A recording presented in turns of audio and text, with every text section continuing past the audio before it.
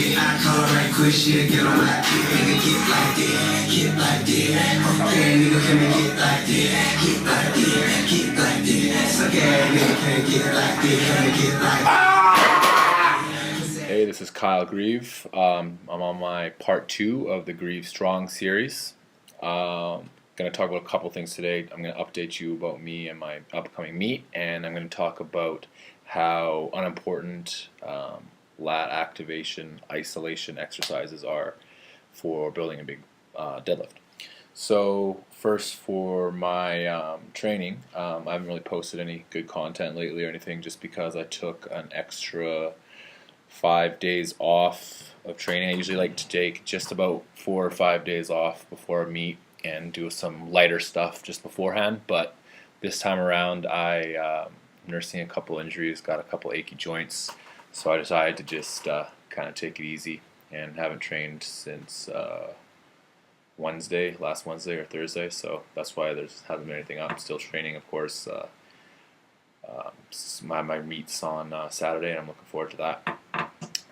Anyways, so that's that. Let's get on to the deadlifts. So I've seen a couple little things about using kind of isolation exercises for the lats to help with the deadlifts. And although I do agree the lats should be activated while deadlifting, I don't really see a need for using specific exercises to teach this. As long as you're deadlifting properly and the bar path is proper, your lats are going to be activated. I don't know anyone who has a strong deadlift who thinks about having to activate their lats when they're pulling, 500, 600, 700 pounds. They just pull it. Granted, they probably already know how to activate their lats without even thinking about it, because they've done deadlifts so much, and they've practiced their form, and they've gotten better and better at it. But for me personally and my clients, I've never used an isolation exercise for teaching people to activate their lats while deadlifting. With that said, if you have a proper bar path, like I was saying earlier, your lats are going to activate automatically. It's when your arms are kind of drifting away from your body to pick up the weight that lat activation becomes a little more important. But if you have a proper setup for the deadlift on the way up, your lats are going to be activated. So what you see with some people is they'll either crowd the bar too close, or they start too far away. So if you crowd the bar too close, usually there's a couple things that'll happen.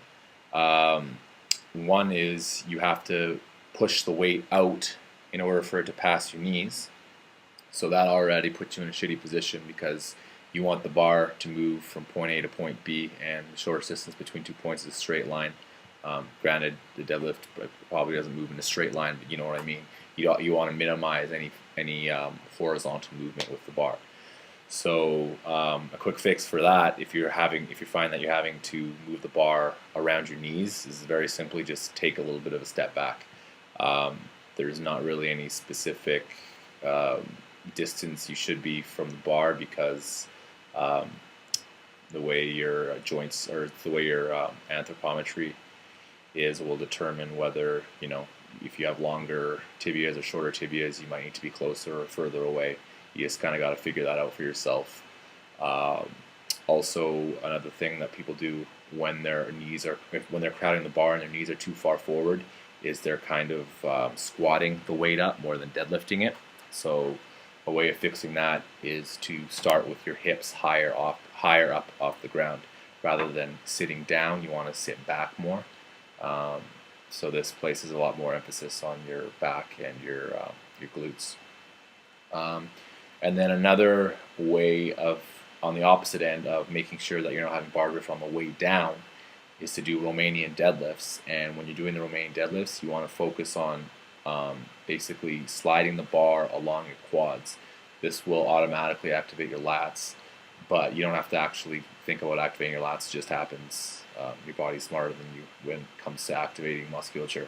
So if you slide the bar along your quads, you don't need to do that forever, but once you get comfortable with it, you can just not slide it on your quads, and it'll still be very, very close, but that'll make sure that the bar is moving properly at from the top down position.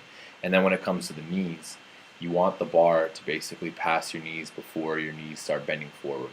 So as long as you're keeping your hips up, you allow the bar to pass your knees, and then once it gets past your knees, then you can bend your knees to allow the weight to come all the way down to the ground. So yeah, that's what I feel about lat activation with the deadlifts. Thanks for tuning in. If you liked the video, I'd really appreciate it if you just hit the like button. It takes 2 seconds. If you like these types of videos and training videos, just hit the subscribe button. If you know anyone who would like them, just feel free to send them a link. Thanks for checking in. Until next time.